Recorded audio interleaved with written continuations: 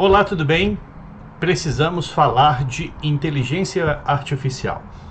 Certamente esse é um tema que está muito em voga hoje, porque a inteligência artificial nos últimos anos ela ganhou muito espaço na mídia e principalmente ela ganhou funcionalidades e utilidade desde das pessoas comuns e até as pessoas, os cientistas, o pessoal da academia e assim por diante. Então, ou seja, a grande popularidade da inteligência artificial ocorreu porque ela atingiu um grau de maturidade que permite ela ser utilizada por qualquer pessoa e por inúmeras funções e atribuições.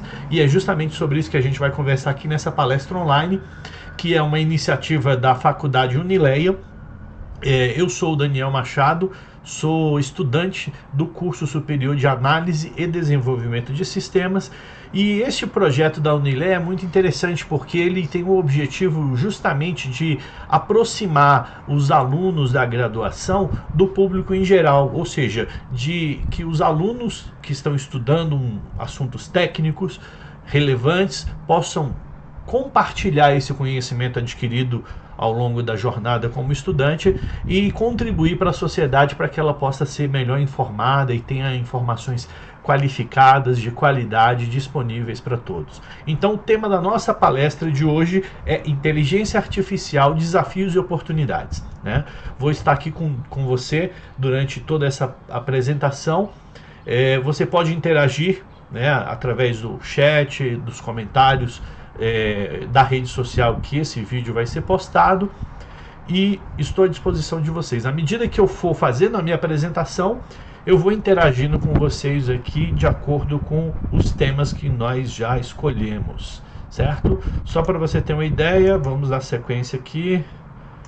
Ótimo, aqui é uma ficha de apresentação, né? O tema principal: inteligência artificial, desafios e oportunidades. Como eu falei, eu sou o aluno Daniel Alves Machado, sobre a orientação da professora Carla Corrêa Tavares dos Reis, aqui na Faculdade Unileia. Muito bem. Seguindo aqui, esse aqui é uma iniciativa muito interessante. Nós temos a Organização das Nações Unidas lançou um projeto para criar, ou seja, para, vamos dizer assim, divulgar 17 objetivos sustentáveis para a humanidade, né? Então, ou seja, esses são 17 objetivos bem interessantes, e essa palestra ela está intimamente relacionada com o objetivo 16, que justamente é promover sociedades pacíficas e inclusivas para o desenvolvimento sustentável, proporcionar acesso à justiça para todos e construir instituições eficazes, responsáveis e inclusivas em todos os níveis, no contexto dos Objetivos de Desenvolvimento Sustentável. Então aqui essa é só uma imagem para você ter essa visão e para mostrar que essa iniciativa da Organização das Nações Unidas é muito bem-vinda, é muito interessante, e a Faculdade Unileia está justamente promovendo esse conjunto de ações para trazer realmente mudanças significativas na sociedade, certo? Dando continuidade, certo? Só para você ter uma ideia aqui, qual é o objetivo desse projeto, né? Basicamente o seguinte: a inteligência artificial tem um enorme potencial para contribuir para o alcance dos objetivos de desenvolvimento sustentável, que a gente chama de ODS, né? Promovendo sociedades mais pacíficas, inclusivas e justas. No entanto, é crucial abordar os desafios e riscos relacionados ao seu uso, garantindo que a inteligência artificial seja desenvolvida utilizada de forma ética, responsável e transparente, através de um esforço conjunto de governos, sociedade civil, setor privado e academia. Dessa forma, podemos garantir que a inteligência artificial seja uma ferramenta poderosa para a construção de um futuro mais justo e sustentável para todos. A inteligência artificial tem um enorme potencial para contribuir para os 16, né, para os Objetivos de Desenvolvimento Sustentável de diversas formas, né? E aqui que é o principal objetivo dessa nossa apresentação, é justamente mostrar que a inteligência artificial ela é uma ferramenta. E o que significa ser uma ferramenta? Que ela não pode ter juízo de valor, ou seja, eu não posso atribuir que a inteligência artificial seja má ou ruim, que seja boa ou má. Isso são atributos do ser humano. O ser humano que utiliza as ferramentas é que pode ter esse juízo de valor. Vou dar um exemplo para ficar claro, né? Por exemplo, eu não posso dizer que uma faca é um objeto bom ou um objeto ruim. Isso seria um juízo de valor. Por quê? A faca na mão de um bom cozinheiro, nós vamos ter uma ótima refeição. Mas se essa mesma faca cair na mão de um assassino, de uma pessoa que deseja o mal de outras pessoas, ele vai utilizar essa faca para o mal. Então, ou seja, o objeto ele não tem um valor moral. É sim, as nossas ações humanas é que tem esse julgamento moral. Alguns estudiosos falam assim, olha, calma aí, porque a inteligência artificial, ela, com o passar do tempo, ela pode ter um grau de autonomia, né? Ou seja, ela pode ter um grau de... mas mesmo assim, tudo que se refere à inteligência artificial foi criado pelo homem e foi programado pelo homem. Então, se uma pessoa com uma índole inadequada, com uma falta de postura ética, começar a desenvolver ferramentas de inteligência artificial, ele pode conduzir isso para o mal da humanidade.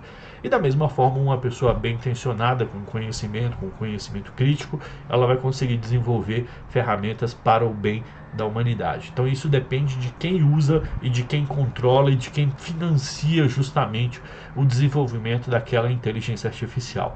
É por isso que essa palestra é interessante para que a gente possa compreender aí os detalhes, certo? Eu vou avançar aqui nos slides e a primeira coisa que a gente tem que entender é a história da inteligência artificial.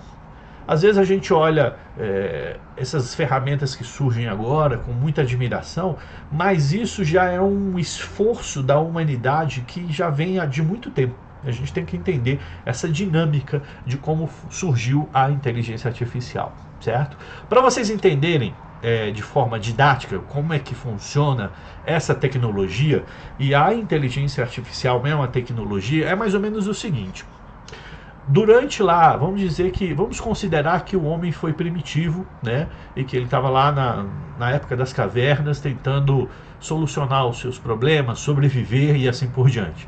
E em um certo momento, ele achou que era importante gravar uma mensagem para que outras pessoas do seu grupo pudessem ter acesso àquela informação. Então ele desenha com o dedo essa mensagem na areia da praia, né? Então, ou seja, nós temos uma capacidade que é de falar, de se comunicar. E naquele momento que aquela pessoa desenhou com o dedo uma mensagem na areia, o que ele fez? Ele usou os elementos em volta para poder atingir o seu objetivo. Então aí desenvolvemos a nossa capacidade de escrever, certo? E isso foi passando com o tempo. Então, nós desenvolvemos a nossa capacidade de se comunicar, que é inata ao ser humano, depois refinamos esse processo, inventamos a escrita, e aí nós escrevemos em um suporte, no caso ali é na areia, certo? Vocês concordam que essa tecnologia que a gente desenvolveu é bem rudimentar, né? Ou seja, desenvolver uma técnica de escrever na areia, né? Na minha linguagem corrente. E aí agora eu quero tornar esse processo de escrever mais eficiente. E aí eu vou começar a desenvolver ferramentas para que eu possa escrever com mais eficiência. Aí eu vou inventar a pena com o tinteiro e depois a caneta esferográfica que a gente tem. O que aconteceu? Existe uma capacidade humana de escrever, de se comunicar, que foi materializada em um objeto, em uma ferramenta que é a caneta. Ou seja, então a nossa capacidade de comunicação, nós expandimos a nossa capacidade de comunicação com a caneta. Ou seja, desenvolvemos uma habilidade de forma mais eficiente. A mesma coisa você pode imaginar com o caminhar. Para eu poder caçar e coletar alimentos, eu preciso caminhar até onde tem esses alimentos. E aí eu percebo que, por mais que eu me esforce, eu consigo caminhar aí 30 quilômetros por dia. Aí eu falo assim, poxa, poderia desenvolver uma ferramenta, um instrumento, para que eu pudesse caminhar mais e me cansar menos. Aí o homem pensou, elaborou, olhou para a natureza e para todas as outras invenções que ele teve, e aí construiu a roda, juntou essas duas rodas, uma corrente, uma transmissão, e inventou a bicicleta. Ou seja, nós temos a capacidade de andar. Ao inventar a bicicleta, nós fazemos o quê? Nós expandimos essa nossa capacidade de andar utilizando a bicicleta. Então, uma pessoa que conseguia andar 30 quilômetros num dia, agora ela consegue andar, vamos dizer aí, 300 quilômetros pedalando. Entende? Ou seja, nós utilizamos uma ferramenta que expandiu a nossa capacidade de se movimentar. E a inteligência artificial, onde é que entra aí? Porque ela é justamente a materialização da nossa capacidade de pensar, de analisar, de fazer julgamentos, de conjugar informações. Então, assim como a caneta é uma expansão da nossa habilidade de escrever, a bicicleta é uma expansão da nossa habilidade de caminhar, a inteligência artificial é uma expansão da nossa capacidade mental de quê? De analisar informações e tomar decisões. Certo? É justamente esse é o raciocínio que eu quero que você entenda nesse primeiro minuto, certo? E aí agora a gente vai para a história, porque aí começa a fazer todo sentido, certo? Vamos lá. Então a inteligência artificial, um conceito básico, é um ramo da ciência da computação que se dedica a criar máquinas capazes de simular processos cognitivos humanos, como aprendizado, raciocínio, resolução de problemas e percepção. E, em outras palavras, a inteligência artificial busca desenvolver sistemas que possam realizar tarefas que até então eram consideradas exclusivas da inteligência humana, certo? Esse é o detalhe. E aí temos o quê? Uma expansão da nossa consciência que começa a utilizar a máquina para expandir as nossas capacidades mentais. Dando sequência, a ideia de criar máquinas inteligentes remonta à antiguidade, como os mitos e lendas sobre autômatos e seres artificiais. No entanto, a inteligência artificial como campo de estudo formal surgiu na década de 50. Como assim, Daniel? Surgiu na década de 50? Vou só passar um slide aqui para vocês terem ideia. Talvez vocês já assistiram esse filme, que é um filme muito interessante, eu recomendo, O Jogo da Imitação, que retrata a história do cientista Alan Turing. E 1950, só para vocês entenderem, nós estávamos o quê? No meio da Segunda Guerra Mundial. Exatamente, no meio da Segunda Guerra Mundial. E o filme, O Jogo da Imitação, justamente conta essa história, né? Ou seja, os alemães tinham uma máquina de transmitir mensagens criptografadas, cifradas, né? E aí eles transmitiam essas mensagens pelo telégrafo, né? Que é aquele código Morse, né? Então, ou seja, aí a pessoa do outro lado traduzia isso em um conjunto de letras e palavras. Para qualquer pessoa que interceptasse, porque interceptar o código Morse é muito fácil, através do telégrafo, tá? Ou de ondas de rádio, tanto faz, né? É fácil. Agora, saber o que está escrito, esse é o código, né? Então, vinha lá A, B, C, YZ, 24, 32, ou seja, a mensagem poderia ser lida, mas as pessoas não conseguiam interpretar porque aquilo estava criptografado. Então, essa equipe do cientista Alan Turing começou a fazer o quê? Pegar todas as mensagens que foram transmitidas e interceptadas e organizar essas mensagens, e eles tentavam encontrar qual é o padrão, ou seja, qual é o padrão de codificação e decodificação daquela mensagem. E aí o Alan Turing começou a usar uma máquina, ou seja, elaborar uma máquina que fizesse essa comparação e essa análise dessas inúmeras conversas que foram interceptadas para fazer essa codificação. Aí, vamos dizer, surgiu a primeira aplicação da inteligência artificial. E de fato ele conseguiu.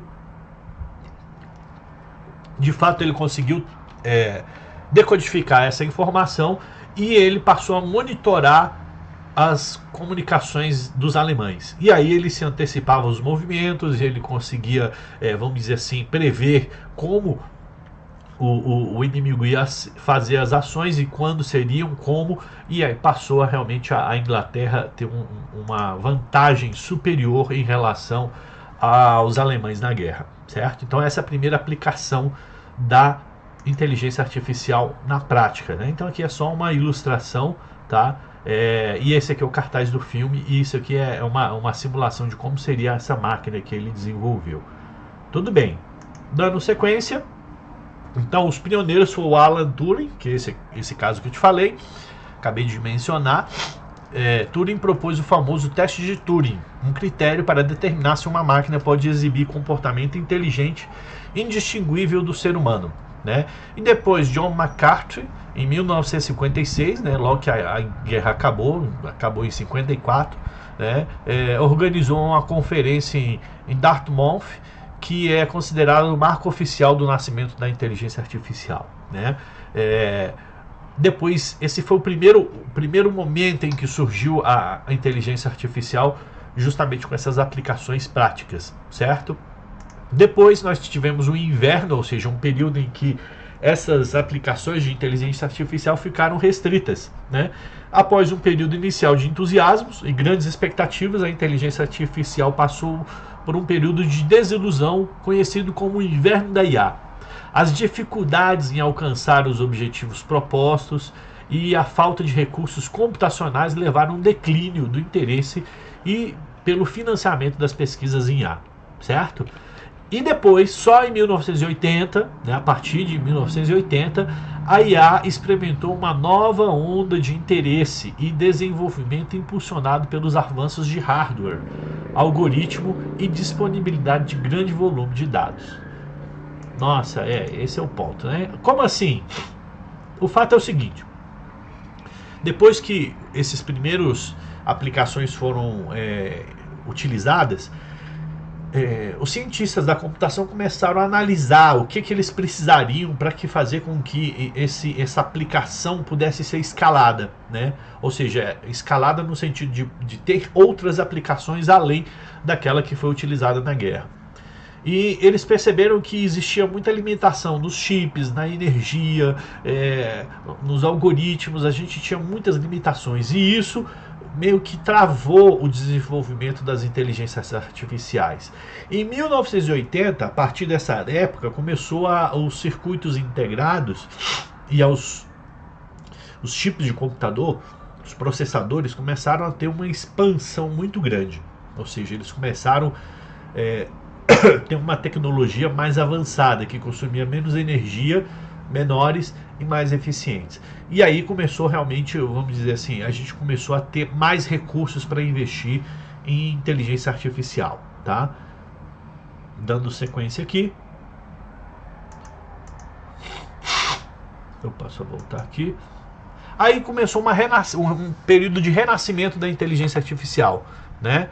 A IA experimentou uma nova onda de interesse, de desenvolvimento, impulsionada pelos avanços de hardware, né, algoritmos, e a disponibilidade de dados para que a gente pudesse fazer justamente o treinamento dessas inteligências, né? E a IA moderna, que é o aprendizado de máquina, uma abordagem que permite que os sistemas de inteligência artificial aprendam com os dados, sem serem explicitamente programados para cada tarefa. Aí veio o Deep Learning, que é uma técnica de aprendizado de máquina, uma sub-área do aprendizado de máquina que utiliza redes neurais artificiais com múltiplas camadas para aprender e representar complexo de dados, certo? Então aí veio o que aconteceu. Essas inteligências artificiais começaram a ter aplicação prática na vida cotidiana. Como assim?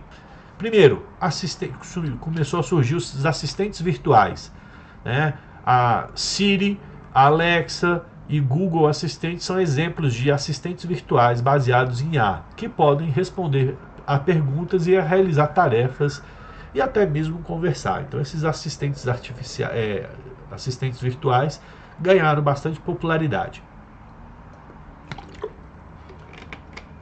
Em seguida, começou a era da recomendação de produtos. Plataformas de e-commerce utilizavam algoritmos de IA para recomendar produtos aos usuários com base em seu histórico de compras. Por exemplo, aí aqui a Amazon, né? Você compra um produto, compra um livro e ela já indica quais outros produtos que são consumidos ou foram consumidos por pessoas que consumiram aquele produto inicialmente comprado, certo? A mesma coisa, eu entro no Netflix ou em outro canal, assisto um programa, gosto daquilo que eu vi, aí automaticamente ela seleciona alguns outros títulos e programas e filmes relacionados com aquele inicialmente que eu assisti. E aí vai gerando uma interação entre a máquina e o ser humano, certo?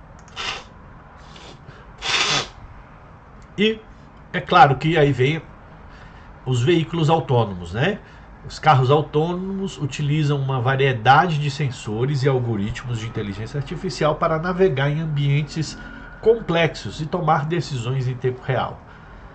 E depois, diagnóstico médico, também com inteligência artificial, tem sido utilizado para auxiliar o diagnóstico de doença, analisando imagens médicas e identificando padrões que podem ser difíceis de ser detectados por seres humanos. Como assim? Por exemplo, você faz uma ressonância magnética e essa ressonância magnética ela gera diversas imagens. E essas imagens, para o ser humano, às vezes é difícil detectar aqueles pontinhos de células distintas.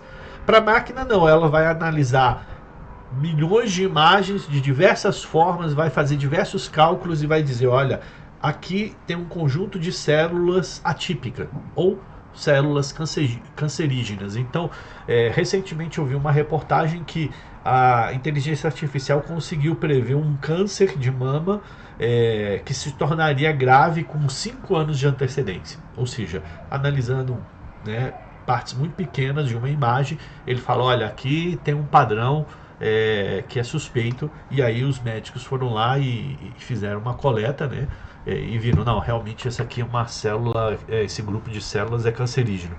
E aí já se trata o problema logo na sua primeira oportunidade. E aí esse é o impacto da inteligência artificial em aplicações médicas, por exemplo. Depois, aí começa a ficar um pouco mais, vamos dizer assim, cada vez mais eficiente a inteligência artificial, que aí nós temos uma análise preditiva, ou seja, a inteligência artificial ela é capaz de fazer uma análise preditiva, que significa o quê? Analisar um grande conjunto de dados para identificar padrões e prever áreas com maior propensão à violência ou crimes. Isso permite que as forças de segurança tomem medidas preventivas e direcionem seus recursos de forma mais eficaz. Como assim na prática? Como é que eu vou prever crime com inteligência artificial? Muito simples. Imagina que você pega uma cidade como o Rio de Janeiro. Ela tem jogos de futebol e tem os estádios onde concentra essa grande movimentação de pessoas. E ao estudar os dados de crimes antes e depois das partidas de futebol, você consegue ver onde é que ocorrem os crimes. E aí, ou seja, olha, geralmente ali depois de 5 quilômetros do estádio, começa a ter crimes. Por quê? Porque se você, as pessoas, assim que saem do estádio, sai aquele quantidade enorme de pessoas. Você cometer um crime ali, certamente você vai ser pego, você pode ser linchado, ou seja, o criminoso percebe isso, então ele espera o movimento diminuir e vai cometer os seus crimes numa distância daquele evento, em locais que tem pouca iluminação, que ele tem certeza que ele pode sair impune. E aí, a polícia, sabendo desses dados, ele já vai posicionar suas equipes para combater o crime onde realmente ele acontece, né? Então, ou seja, isso ocorre por análise preditiva, certo? Aí, investigação criminal também, ou seja, a inteligência artificial pode auxiliar na investigação de crimes, como análise de imagens, vídeos, reconhecimento facial, análise de dados de geolocalização dos celulares, por exemplo. Isso pode levar a uma maior taxa de resolução de crimes e identificação de criminosos. Muito bem. E depois, é claro, monitoramento de atividades online. A IA pode ser usada para monitorar atividades online e buscar conteúdo ilegal, certo? Pode ser tanto discurso de ódio, incitação à violência, pornografia infantil, pode ajudar a prevenir crimes e proteger pessoas vulneráveis. Isso aqui também é outra realmente aplicação muito interessante, né? Porque as pessoas que, por exemplo, que compartilham conteúdo pornográfico de menores, isso é crime. Aí você pode colocar um rastreador, né, um sniffer, ou seja, o sniffer é aquele que fica farejando a rede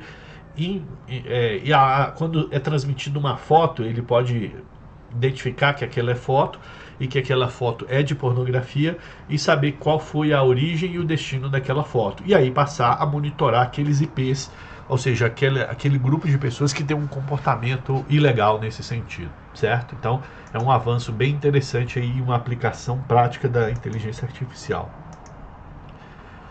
Assistentes jurídicos virtuais, ou seja, aí aqui é o seguinte, o primeiro grupo que nós comentamos, ele está relacionado a esse combate ao crime e à violência, certo? Então, ou seja, então a inteligência artificial pode ser amplamente utilizada para combate de crimes e violência. Mas não é só isso, ela pode ser direcionada para quê? Acesso à justiça, ou seja, aumentar o acesso à justiça e fazer com que os processos judiciais sejam o quê? Mais rápidos. E aí surgem justamente os assistentes jurídicos virtuais. São chatbots e outros sistemas de inteligência que podem fornecer informações jurídicas básicas e orientar pessoas sobre seus direitos de como ter acesso à justiça. Isso pode ser especialmente útil para pessoas em áreas remotas e com baixa renda. Como assim, Daniel?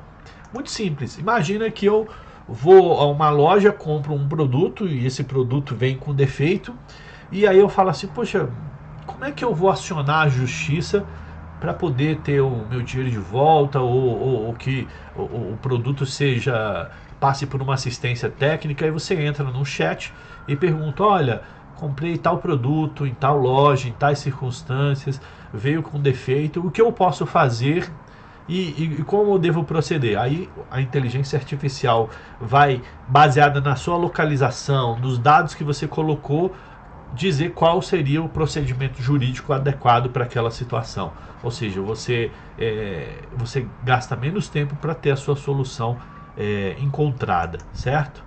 E é claro, por isso que ele fala que as pessoas de baixa renda podem se beneficiar, e principalmente as pessoas de áreas remotas. Por quê? Para você ter acesso a um escritório de advocacia ou a defensoria pública, às vezes você tem que viajar diversas horas. E nesse caso aqui, você tendo acesso à internet, a um sistema de assistente jurídico, você teria essa resposta aqui quase que imediata, certo? E dando continuidade, triagem de casos, ou seja, a IA pode ser usada para analisar os casos jurídicos, identificar aqueles que podem ser solucionados de forma mais rápida e eficiente, como através de acordos ou mediação. Isso pode reduzir o acúmulo de processo e garantir que todos tenham acesso à justiça de forma mais rápida. Aqui, isso é legal também, ou seja, fazer a triagem e já recomendar qual seria um acordo baseado na jurisprudência, nas decisões anteriores, em casos similares e assim por diante. E por último, tomada de decisões judiciais. Ou seja, a IA pode auxiliar juízes na tomada de decisões, fornecendo informações sobre casos semelhantes, jurisprudências e outros fatores relevantes. Isso pode contribuir para decisões mais justas e consistentes. Como assim? Olha, hoje o número de ações no judiciário é gigantesco. E o tempo que essas ações levam para serem solucionadas também é muito grande.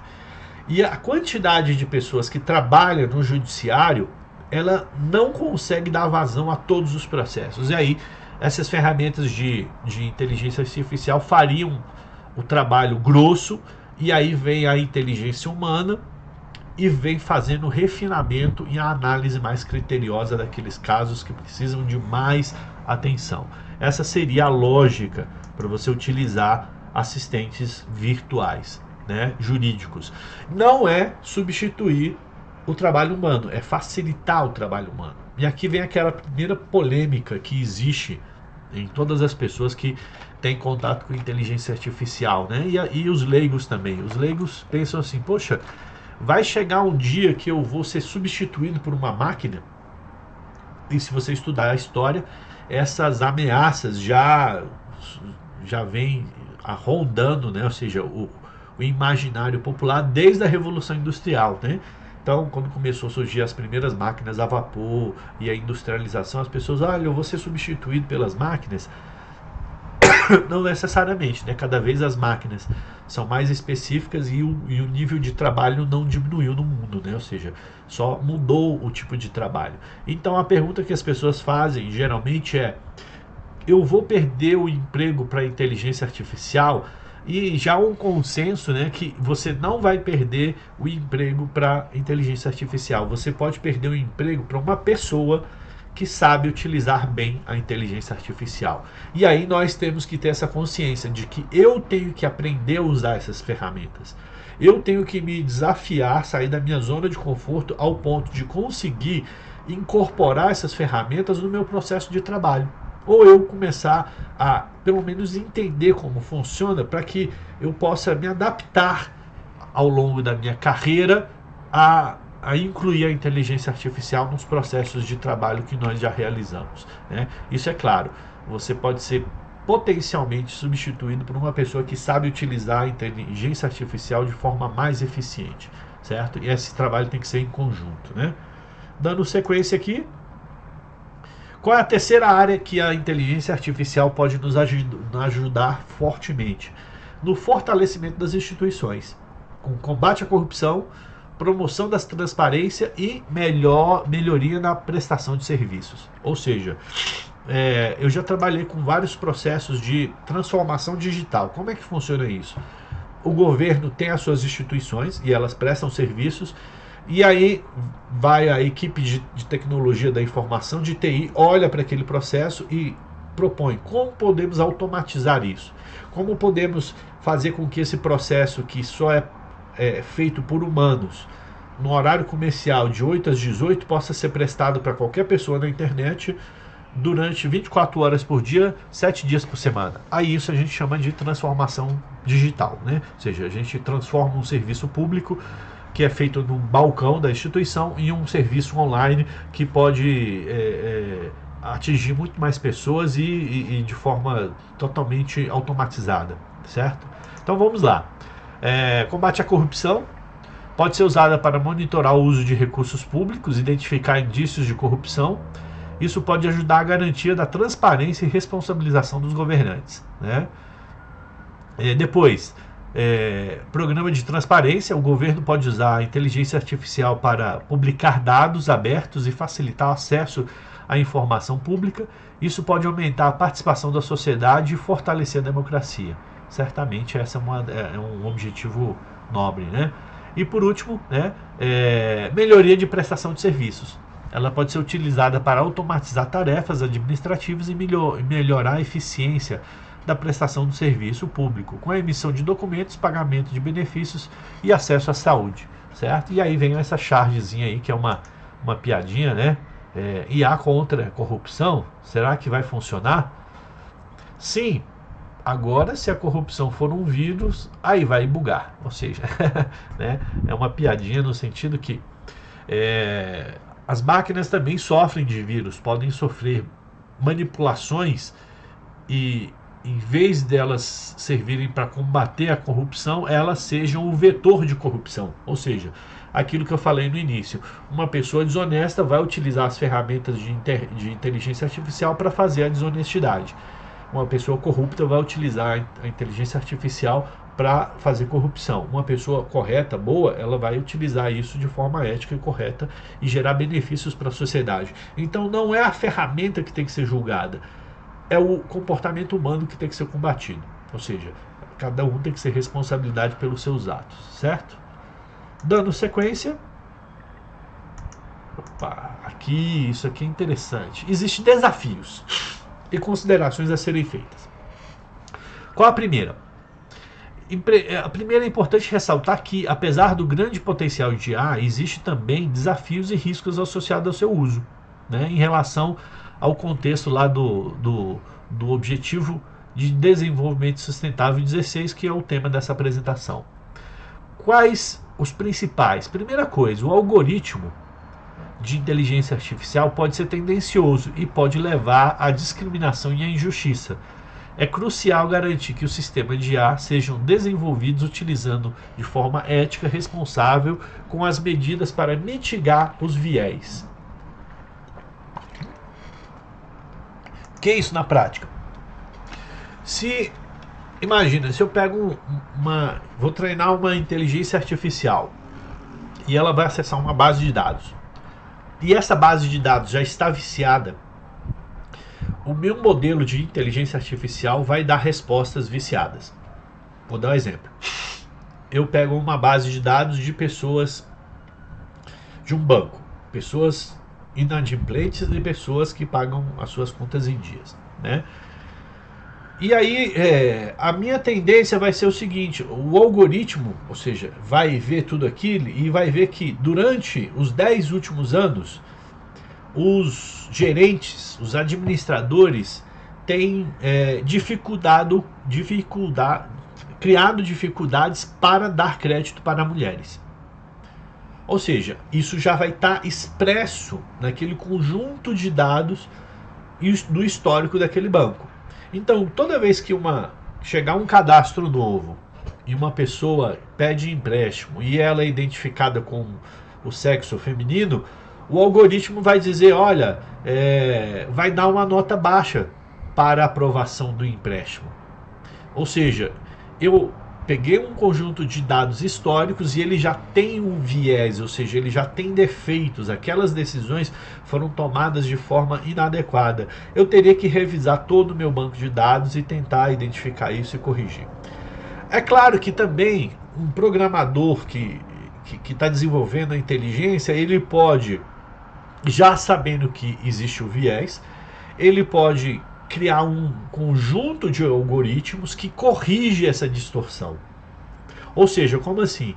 Eu sei que meu banco de dados tem erros, tem vícios, eu já vou fazer a programação do meu modelo de inteligência artificial e já vou identificar esse risco e vou falar, olha, vamos ponderar, vamos revisar, vamos recalcular quando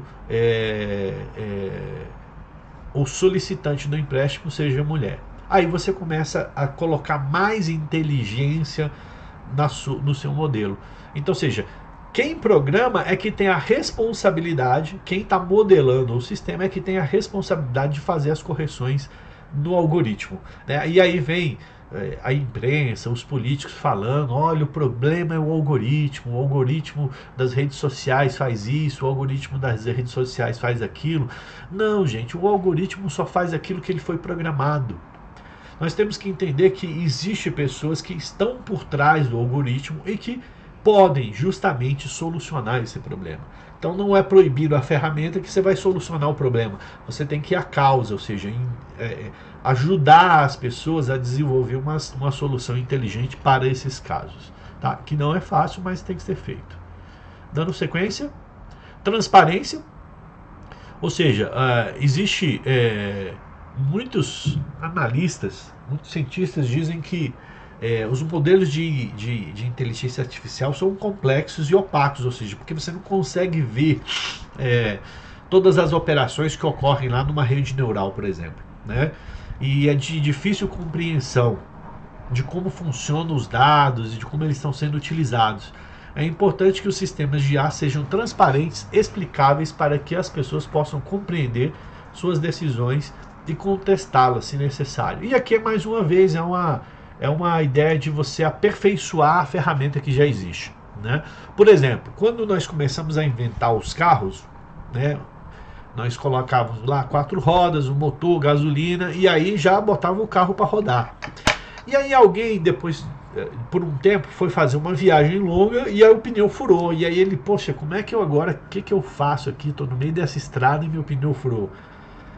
Então, quando nós desenvolvemos uma solução, uma ferramenta, ela não vem completa, pronta. Ela precisa ser testada e colocada à prova. E alguém pensou assim, olha, quando isso acontecer, a gente tem que ter um step. E aí os carros de fábrica já saem com step. Então, ou seja, já sai com uma proteção, com um recurso adicional para evitar que você tenha problemas graves. A mesma coisa com a inteligência artificial. Nós temos que começar a programar as inteligências artificiais para ter solução para esses problemas. Então, se o problema é a falta de transparência, nós temos que premiar, ou seja, e incentivar que os modelos que vão surgindo dos serviços tenham uma vitrine para que a gente possa ver o processo ocorrendo, certo? É semelhante nos restaurantes, né? Tem uma lei que diz que você pode, se você for um restaurante, você pode solicitar para conhecer a cozinha, para você ver como os alimentos estão sendo feitos, qual é o grau de higiene e assim por diante. A mesma coisa, podemos transferir isso para as inteligências artificiais. Ter uma vitrine para que a gente possa monitorar os dados e acompanhar as suas operações. Não é um problema, isso é a solução. Depois, privacidade e proteção de dados. A coleta e processamento de grandes quantidades de dados pessoais que levanta preocupações com a privacidade e a proteção dos dados. É fundamental garantir que os dados sejam coletados, utilizados e armazenados de forma segura e ética, de acordo com as leis e regulamentações de proteção de dados. Isso aqui também eu acredito que é o ponto em que nós estamos, de amadurecer a nossa relação com esses sistemas automatizados e criar procedimentos, frameworks que garantam que essas informações sejam protegidas e não possam ser utilizadas de forma inadequada, certo? Dando sequência, aqui é muito interessante, uma referência, né? Existe um relatório da Organização das Nações Unidas, a ONU, que fala sobre o potencial o potencial risco, né? Tanto para bem quanto para mal, sobre a inteligência artificial, né? E tem vários também artigos que falam sobre esses perigos que a inteligência artificial tem para que a gente possa lidar com ela, né? E um ponto importante também que se fala pouco, mas que é importante que a gente compreenda, que para que serve a inteligência artificial de forma mais pragmática possível? Ela é uma expansão da nossa capacidade mental, certo? E ela deve ser utilizada sempre como uma ferramenta para a solução dos nossos problemas de humanidade, certo? Então, o que eu vejo é que tem muita gente que tem medo ainda do que pode surgir da inteligência artificial. Como toda ferramenta, ela vai trazer muitas coisas boas e vai trazer consigo algumas coisas ruins.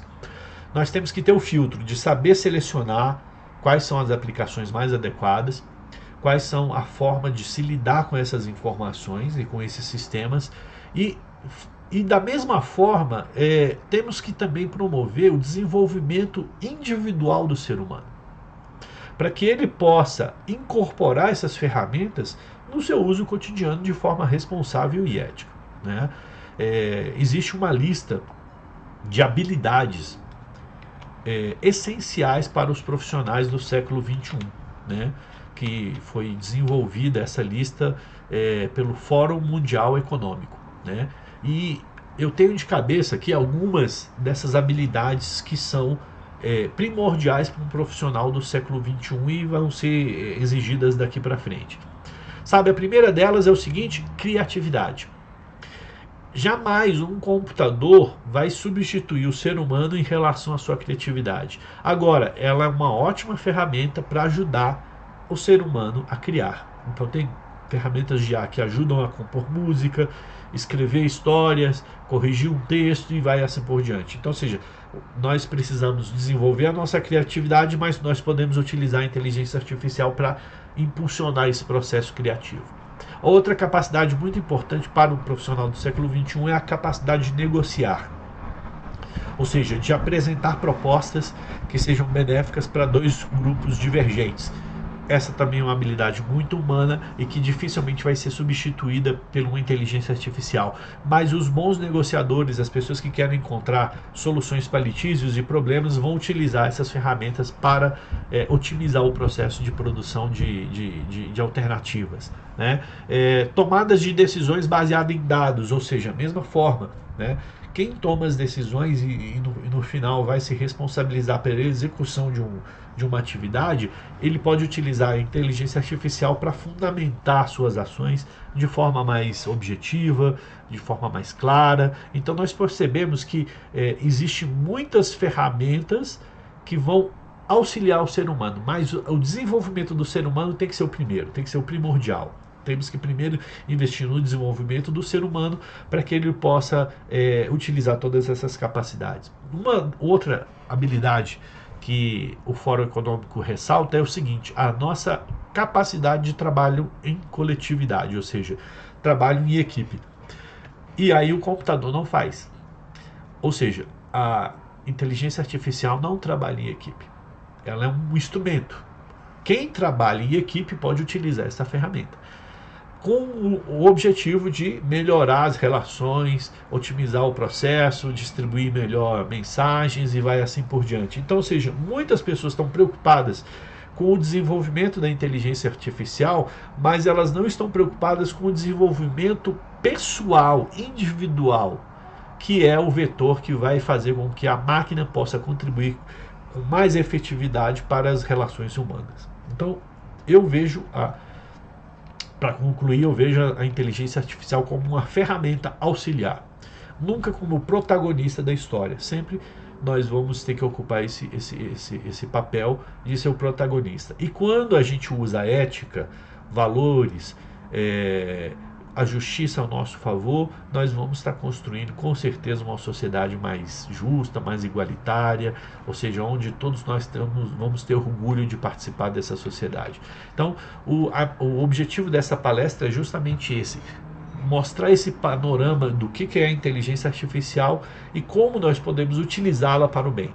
Eu espero que você possa ter aproveitado o máximo possível. Eu estou à disposição para responder perguntas e questionamentos e registrar o meu agradecimento a toda a equipe da Faculdade Unileia, aos professores, aos coordenadores, as pessoas que fazem com que essa faculdade tenha sucesso em todos os seus empreendimentos e que essas pílulas de conhecimento que nós produzimos possam chegar aí para as outras pessoas e fazer uma diferença na sociedade.